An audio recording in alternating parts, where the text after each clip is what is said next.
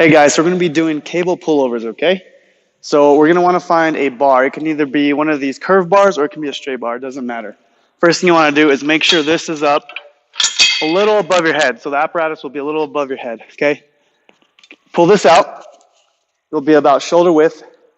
First thing, you're going to start in an extended position. You're going to pull back, just like that. Your hips will be moving away from you, and then when you pull down, your hips will go up. So what we're working here is we're working our lats. Biggest thing, okay? Do not move your elbows. This is tight. We're not working on our triceps. We don't want to do this. See how I'm moving my triceps? Or working on my triceps? We don't want to do that. We want to keep this tight. So let's do that again.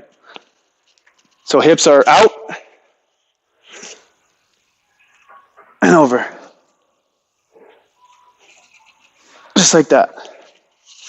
Count to 3 on the way down. 1, 2, 3. And again. 1, 2, 3. Think about getting those elbows behind your body. You're going to get that full contraction. We're working on the lats and the back. These are cable pullovers.